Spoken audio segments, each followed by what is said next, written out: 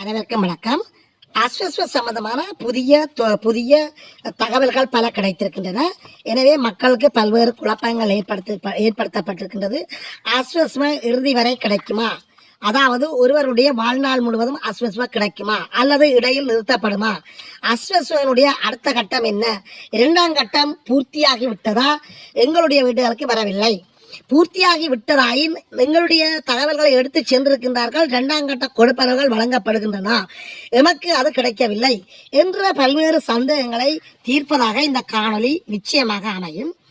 அஸ்வஸ்வ தொடருமா, இடையில் நிறுத்தப்படுமா என்ற பிரச்சனைகள் அடுக்கிக் கொண்டே என்ற பிரச்சனைகள் வளர்ந்து கொண்டே வருகின்றது. அதாவது ஏதாவது புதிய திட்டங்கள் இருக்கின்றதுமா, பயனாளிகள் இவ்வளவு காலம் இதை நம்பி வாழ்வார்கள், அவர்களுடைய வாழ்க்கை தரம் உயர்த்தப்படுமா, ஒருவர் இறக்கும் வரை அஸ்வஸ்வ வழங்கப்படுமா, இது ஒரு வாழ்வாதார கொடுப்பனவா என்ற பல்வேறு சிக்கல்கள் மக்கள் மத்தியில் ஏற்பட்டிருக்கின்றது.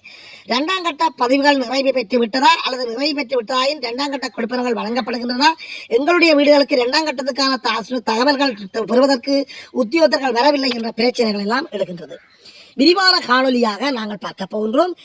இந்த காணொலியை நீங்கள் பார்ப்பதற்கு ஆர்வம் உள்ளவராயின் அல்லது சப்ஸ்கிரைப் பண்ணாமல் தொடர்ந்து பார்ப்பவராக இருந்தால் அல்லது புதியவராக இருந்தால் அன்பாக கேட்கின்றோம், எமது காணொலிக்கு உங்களுடைய சப்ஸ்கிரைப்களை தாராளமாக வழங்குங்கள். புதியவர்களாக இருந்தால் சப்ஸ்கிரைப் பண்ணுங்கள். எனவே லைக் பண்ணுங்கள். அருகில் இருக்கின்ற அந்த பெல் ஐகானை கிளிக் பண்ணி நாங்கள் போடுகின்ற காணொலிகள் அனைத்தையும் உடனுக்குடன் நீங்கள் பார்க்கக்கூடியவாறான நோட்டிபிகேஷனை ஏற்படுத்திக் கொள்ளுங்கள். தொடர்ந்து நமது காணொலியில் இணைந்திருக்கின்றீர்கள். இரண்டாம் கட்டம் நிறைவேற்றி விட்டது, அதாவது வீடுகளுக்கு தகவல்கள் பெறுதல் நிறைவு அடைந்து விட்டது. ஆனால் பலர் தங்களுடைய வீடுகளுக்கு வரவில்லை, தங்களுடைய வீடுகளுக்கு தகவல்கள் பெறவில்லை என்று சொல்லி குறைபடுகின்றார்கள். இரண்டாம் கட்ட கொடுப்பனர்கள் கொடுக்கப்படுகின்றனவா அல்லது அந்த கொடுப்பனர்கள் இந்த நிலைப்பாடுகள் என்ன என்பது சம்பந்தமான நிறைய கேள்விகள் மக்களுக்கு இருக்கின்றது. ஏகப்பட்ட கேள்விகள், எனவே குழப்பகரமான கேள்விகள். இது சம்பந்தமான ஒரு விளக்கம் ஊட்டுவதாகவும் தெளிவூட்டுவதாகவும் இந்த காணொலி அமைகிறது. இரண்டாம் கட்டத்துக்கு விண்ணப்பித்து விட்டோம், ஆனால் எங்கள் வீடுகளுக்கு வரவில்லை என்கின்றார்கள். ஆனால் நலன்புரிகள் சபையினருடைய விளக்கம் இவ்வாறு அமைகின்றது. அதாவது நாங்கள் இரண்டாம் கட்டத்துக்கான வீடுகளுக்கு சென்று தகவல்கள் திரட்டுகின்ற பணிகள் முற்றாக முடிவு பெற்றுவிட்டது என்கின்ற அந்த தகவல்கள் இரண்டாம் கட்ட விண்ணப்பதாரர்களுடைய வீடுகளுக்கு சென்று தகவல் எடுக்கின்ற அந்த பணி பூர்த்தி அடைந்து விட்டதாக அஸ்வஸ்வ வழங்குகின்ற நலன்புரிகள் சபையினரால் ஒரு விளக்கம் கொடுக்கப்பட்டிருக்கின்றது. ஆனால் மக்கள் தங்களுடைய வீடுகளுக்கு வரவில்லை என்கின்றார்கள். இங்கு தவறான குழப்பகரமான நிகழ்வுகள் நடந்திருக்கின்றது. என்னவென்று நாங்கள் இதை சிறப்பாக பார்ப்போம். அதாவது உங்களுக்கு தெரியும், நிறைய பேருக்கு தெரியுமோ தெரியாது, 3 விண்ணப்பங்கள் தற்போது வழங்கப்பட்டு விட்டன. ஓராங்கட்ட விண்ணப்பம், அந்த விண்ணப்பம் ஓராங்கட்டத்தில் வழங்கப்பட்டது. ஓராங்கட்ட விண்ணப்பத்தில் தவற விடப்பட்டவர்கள், நிராகரிக்கப்பட்டவர்கள், வழங்கப்படாது நீக்கப்பட்டவர்களுக்காக அவர்களுடைய மனவேதனைகளை தீர்ப்பதற்காக, மன துன்பங்களை இறக்குவதற்காக, அவர்களுடைய மன இயக்கங்களை நிறைவு செய்வதற்காக உருவாக்கப்பட்டதுதான் மனக்குறை விண்ணப்பம். இது இன்னொரு விண்ணப்பம். இந்த 2க்கையும் உள்ளடங்காத, இதுவரை பதிவுகள் செய்யப்படாத புதியவர்களுக்கு உருவாக்கப்பட்டதுதான் இரண்டாம் கட்ட விண்ணப்பம். எனவே நாங்கள் திரும்ப சொல்கின்றோம், ஓராங்கட்ட விண்ணப்பம் வேறு, ஓராங்கட்டத்தால் பாதிக்கப்பட்டவர்களுக்காக உருவாக்கப்பட்டதான் மனக்குறை விண்ணப்பம், அது வேறு. இந்த 2 கட்டங்களுக்கும் உள்வாங்கப்படாத புதியவர்கள், அஸ்வஸ்வ சம்பந்தமாக பதிவு செய்யப்படாத தவறவிடப்பட்ட புதியவர்கள், புதிய திருமணமாகிய குடும்பத்தினர் அல்லது பழைய குடும்பமாயின் அதை தவறவிட்டவர்களுக்கு உருவாக்கப்பட்டதான் இரண்டாம் கட்ட விண்ணப்பம். எனவே மொத்தமாக 3 கட்ட விண்ணப்பங்கள் அஸ்வஸ்வ வழங்குவதற்காக நலன்புரிகள் சபையினால அறிமுகப்படுத்தப்பட்டிருக்கின்றது. இந்த ஓராங்கட்ட விண்ணப்பத்தை நாங்கள் பார்க்கின்ற போது, ஓராங்கட்டம் என்பது அஸ்வஸ்வ முதல் வழங்கப்பட்ட விண்ணப்பம். அதாவது நலன்புரிகள் சபையினால முதலில் வறியவர்கள், வருமானம் குறைந்த மக்களுடைய வாழ்க்கை தரத்தை மேம்படுத்துவதற்காக, அவர்கள் ஒரு சுய பொருளாதாரத்தை நோக்கி நகர்வதற்காக உருவாக்கப்பட்டதான் முதலில் வழங்கப்பட்ட ஓராங்கட்ட விண்ணப்பம். இந்த ஓராங்கட்ட விண்ணப்பத்தில் பல்வேறு குளறுபடிகள், பிரச்சனைகள், சிக்கல்கள் இருப்பதாக பல விமர்சனங்கள் முன்வைக்கப்பட்டன. அதாவது வசதி படைத்தவர்களுக்கு வழங்கப்படுகின்றது, வசதி படைக்காதவர்களுக்கு வழங்கப்படவில்லை. இதற்கு காரணம் உங்களுக்கு பல முறை நான் காணொலியில் வெளியிட்டிருக்கின்றேன். ஓராங்கட்டத்தில் வசதி படைத்தவர்கள் தகவல்களை ஒழித்ததன் காரணமாக, குறைத்து தகவல்கள் வழங்கியதன் காரணமாக அவர்களுக்கு, வசதி படைத்தவர்களுக்கு அந்த ஓராங்கட்டத்தில் பல வசதி படைத்தவர்களுக்கு ஆஸ்வஸ்வம் வழங்கப்பட்டு வருகின்றது. வர்த்தகர்கள், வெளிநாட்டு உதவி பெறுகின்றவர்கள், சில அரச உத்தியோகத்தர்கள்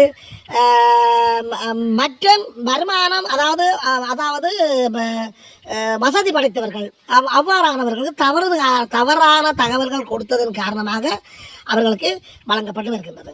உண்மையான தகவல் கொடுத்த வறியவர்கள் அவர்களுக்கு அது நிராகரிக்கப்பட்டிருக்கின்றது. நிராகரிக்கப்பட்டவர்களுக்காக அறிமுகப்படுத்தப்பட்டதுதான் மனக்குறை விண்ணப்பம்.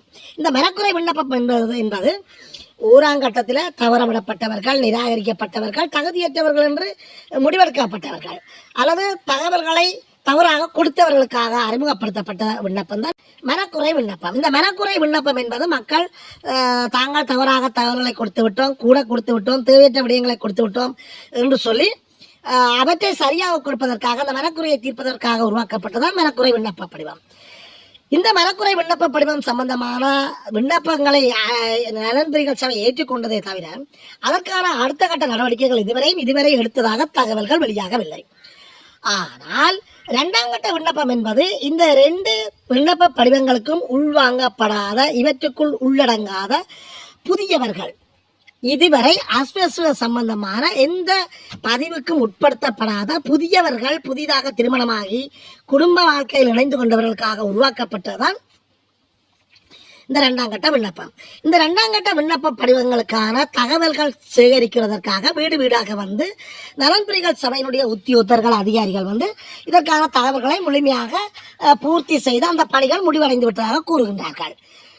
இந்த நிலையில தான் தாங்கள் 2ஆம் கட்டத்திற்கு பதிவு செய்திருக்கின்றோம், தகவல்கள் விண்ணப்பித்திருக்கின்றோம், எங்களுக்கு இதுவரை எங்களுடைய வீடுகளுக்கு வரவில்லை என்று சொல்லி பலர் குறைபடுகின்றார்கள். இந்த இடத்துல நாங்கள் ஒரு கருத்தை கூற வருகின்றோம். இந்த 3 கட்டத்திற்கான விளக்கங்களை தவறுதலாக புரிந்து கொண்டவர்களால் தான் இந்த பிரச்சனை முன்வைக்கப்படுகிறது. அதாவது மனக்குறை விண்ணப்பத்தை சமர்ப்பித்த பல குடும்பங்கள் அதை 2ஆம் கட்ட விண்ணப்பம் என்று அவர்கள் தவறுதலாக புரிந்து கொண்டு மிஸ் அண்டர்ஸ்டாண்டிங் காரணமாகத்தான் அவர்கள் அவ்வாறு கதைக்கிறார்கள். ஆனால் 2ஆம் கட்ட விண்ணப்பத்துக்கான ஆய்வு பணிகள் முடிவடைந்து விட்டன. இதே இடத்துல இந்த மனக்குறை விண்ணப்ப படிவங்களை நாங்கள் பார்க்கின்ற போது அவற்றுக்கான மீளாய்வுகள் அல்லது ஆய்வு பணிகள் இதுவரை வீடுகளுக்கு வந்து நலன்புரிகள் சபை உத்தியோகத்தர்களால் மேற்கொள்ளப்பட சீர்தூக்கி பார்க்கப்படுமா அல்லது அவர்களுக்கான மீளாய்வு செய்யப்படுமா என்பது அந்த நலன்புரிகள் சபையினுடைய நடவடிக்கைகளை பொறுத்து தான் அமையும். அது சம்பந்தமான எந்த கருத்து வெளிப்பாடுகளையும் நலன்புரிகள் சபையினால் முன்வைக்கப்படவும் இல்லை, வெளியிடப்படவும் இல்லை. ஆனால் சில வேளைகளில் அது அடுத்த கட்ட நடவடிக்கைகளாக மேற்கொள்வதற்கான வாய்ப்புகள் இருக்கிறது. மனக்குறை விண்ணப்ப படிவங்களை சமர்ப்பித்த மக்களினுடைய வீடுகளுக்கு வந்து அது சம்பந்தமான தகவல்களை எடுப்பதற்கான ஆயத்தங்கள் அல்லது முன்மொழிவுகள் அல்லது செயற்பாடுகளுக்கு அடுத்த கட்ட நடவடிக்கைகளாக அது இருக்கலாம். ஆகவே பொதுமக்கள் இந்த 3 விண்ணப்பங்களையும் குழப்பி அடித்திருக்கின்றார்கள். தங்களுக்குள்ள அதுதான் இதுவாக இருக்கும், இதுதான் அதுவாக இருக்கும் என்று சொல்லி அவர்கள் ஒரு தவறான புரிந்துணர்வு காரணமாக மனக்குறை விண்ணப்பத்தை சமர்ப்பித்தவர்கள் அது 2ஆம் கட்டம் என்று எண்ணுகின்றார்கள். அது தவறாக. இங்கும் ஒரு பிரச்சனை இருக்கின்றது. பலர் நாங்கள் 2ஆம் கட்டத்துக்கு தான் விண்ணப்பித்தனாங்கள், முதலாகத்தான் விண்ணப்பித்தனாங்கள், ஆனால் எங்களுடைய வீடுகளுக்கு வரவில்லை என்று சொல்லி பலர் தங்களுடைய கருத்துக்களை வெளிப்படுத்துகின்றார்கள். இந்த இடத்துல அது சில வேளைகளில் உண்மையாக இருக்கலாம், தவறுதலாக அவர்கள் பார்க்கப்படாமல் இருக்கலாம். அவர்கள் என்ன செய்ய வேண்டும் என்று சொன்னால் இந்த 2ஆம் கட்டத்துக்கு உண்மையில தாங்கள் பதிந்து தங்களுடைய வீடுகளுக்கு வரவில்லை என்று சொல்லி குறைபாடுகின்றவர்கள் கிராம மட்ட உத்தியோகத்தர்களுடன் தொடர்புகளை ஏற்படுத்தி அந்த கருத்துக்களை வெளியிடலாம்.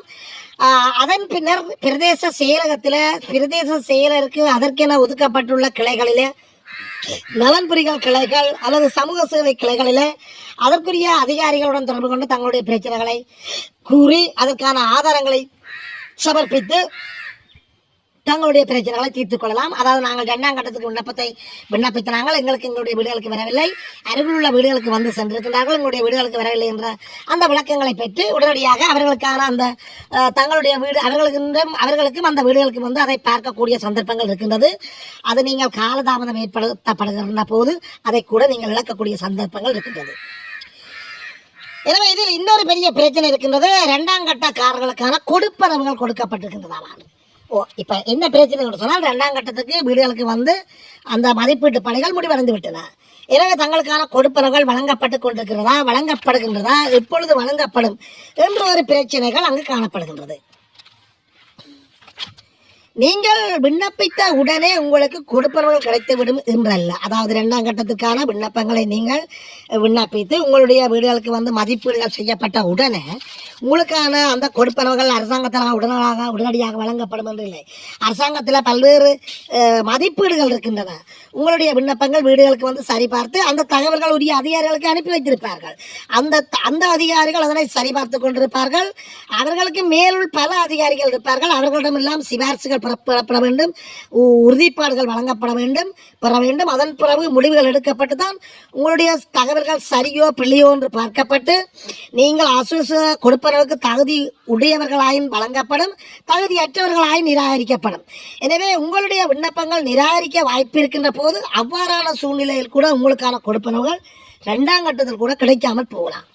ஆனால் இங்கும் உங்களுடைய விண்ணப்பங்கள் தகவல் சரியாயின் ஆஸ்வஸுக்கு தகுதியுடையவராயின் உங்களுடைய பெயர் பட்டியலில் வெளியிடப்படும். பெயர் பட்டியல் வந்த உடனே உங்களுக்கு கிடைக்கும் என்று இல்லை. அந்த பெயர் பட்டியல் கூட மக்களுடைய பார்வைக்கு முன்வைக்கப்பட்டு அங்கும் மேன்முறையீடுகள் ஆட்சேபனைகள் பெறப்படும்.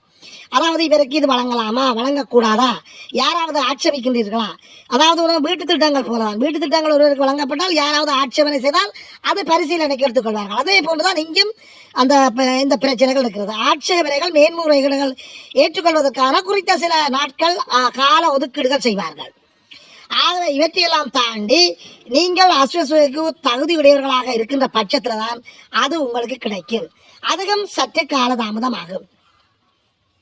ஆக பல தவறான கருத்துக்களை நம்பி ஏமாற வேண்டாம். சரியான விளக்கங்களை பெற்று செயற்பட வேண்டும். உங்களுக்கு ஏதாவது சந்தேகங்கள் கேள்விகள் இருக்கின்ற பட்சத்தில் நேரடியாக பிரதேச செயலக உரிய அதிகாரிகளை நாடி அந்த தகவல்களை பெற்றுக்கொள்ளுங்கள். அதாவது 2ஆம் கட்ட கொடுப்பனவுகள் கொடுக்கப்படுகின்றதா, கிடைக்கின்றதா, எப்போது கொடுப்பார்கள் போன்ற வினாக்களை நீங்கள் உரிய இடத்தில் அறிந்து தெளிவுபடுத்திக் கொள்ளலாம். இன்னும் சிலரின் வீடுகளுக்கு பார்க்க வரவில்லை என்ற நிலையில இதுவரை 2ஆம் கட்ட பயனாளிகளுக்கான பெயர் பட்டியல்கள் வெளிவரவில்லை. அதாவது இந்த இடத்துல நாங்கள் கூறப்படுகின்ற விடயம் என்று சொன்னால் 2ஆம் கட்டத்துக்கான பெயர் பட்டியல்கள் இதுவரை வெளிவரப்படவில்லை. எனவே பொய்யான தகவல்கள் பரப்பப்படுகின்ற போது 2ஆம் கட்ட கொடுப்பனவுகள் கிடைக்கின்றது, கொடுக்கப்படுகின்றது, இன்ன திகதி கொடுக்கப்படுகின்றது என்ற தகவல்கள் பரப்பப்படுகின்ற நிலைமை காணப்படுகின்றது. அவற்றை நீங்கள் பெயர் பட்டியல் வராமல் எவ்வாறு கொடுப்பனவுகள் வழங்கப்பட முடியும் என்ற தெளிவுறுத்தலை நீங்கள் பெற்றுக்கொள்ள வேண்டும் என்பதுதான் இந்த காணொலியின் முக்கியமான நோக்கமாகும். மேலும் புதிய பிரச்சனைகள் மிகவும் சர்ச்சையான ஒரு புதிய விடயம் என்னவென்று சொன்னால், இங்கே ஆஸ்வஸமா நீக்கப்படுமா, நிறுத்தப்படுமா, அல்லது எவ்வளவு காலத்துக்கு இது கொடுக்கப்படும், அல்லது இறப்பு வரை இந்த ஆஸ்வஸமா கொடுக்கப்படுமா என்று பலர் சந்தேகங்கள் பல கேள்விகளை ஏற்படுத்தி கொண்டிருக்கின்றார்கள். ஆனால் நலன்புரிகள் சபையின் இதற்கான கால எல்லைகள் என்பன பல இடங்களில் வரையறைகள் செய்திருக்கின்றார்கள், குறிப்பிட்டிருக்கின்றார்கள். இந்த கொடுப்பனவுகள் குறிப்பிட்டிருக்கிறார்கள். இந்த கொடுப்பனவுகள் ஒரு வாழ்வாதாரத்துக்கான கொடுப்பனவுகள் என்று நாங்கள் முன்னர் கூறியிருக்கின்றோம். ஆனால் சிலருக்கு நிறுத்தப்படுகின்ற சந்தர்ப்பங்களும் இருக்கின்றது. தவறான தகவல்கள் வழங்கியவர்கள் அல்லது அசோசியேஷனுக்கு தகுதியற்றவர்கள் இவர்கள் தவறான தகவல்கள் வழங்கிவிட்டார்கள் என்று சொல்லி கண்டுபிடிக்கப்படுகின்ற பட்சத்தில் அவர்களுக்கு அது நிறுத்தப்படக்கூடிய சாத்தியக்கூறுகள் இருக்கின்றது. வழங்கப்பட்ட கொடுப்பனவுகள் யாவும் பறிமுதல் செய்யப்படக்கூடிய சாத்தியக்கூறுகள் இருக்கின்றது. அவ்வாறு பறிக்கப்பட்ட அந்த கொடுப்பனவுகள் இன்னொரு வறிய வருமானம் குறைந்தவர்கள் வழங்கக்கூடிய சாத்தியக்கூறுகளும் இருக்கின்றது. எனவே நாங்கள் முதல் காணொலிகளில் வெளியிட்டிருக்கின்றோம். முதலாளிகள், வெளிநாட்டு உதவிகள் பெறுகின்றவர்கள், வர்த்தகர்கள், சில இடங்களில் உத்தியோகத்தர்கள் என்று 1ஆம் கட்டத்தில் தவறான தகவல்களை கொடுத்து அசோசியேட் பெற்றுக் கொண்டிருக்கின்றார்கள் என்ற கருத்துக்களும் வெளியாகிக் கொண்டிருக்கின்றது. உங்களுக்கு தெரியும், 17,500 ரூபா பெற்று வருகின்ற குடும்பங்கள் மற்றும் 10,000 ரூபா பெற்று வருகின்ற குடும்பங்கள் இவர்களுக்கு 3 வருட கால நீடிப்பு செய்யப்பட்டிருக்கின்றது. 3 வருடத்துக்கு பின்னர் இவர்களுக்கு வழங்கப்படுமா என்று சொன்னால் அங்கும் பிரச்சனை எடுக்கப்படுகின்றது. அதாவது இவ்வாறு வழங்கப்படுவதனுடைய முக்கிய நோக்கம் அவர்கள் தங்களுடைய வாழ்க்கையை அடுத்த கட்டத்தில் நகர்த்த வேண்டும், வாழ்வாதாரத்தை அடுத்த கட்டத்தில் நகர்த்த வேண்டும்.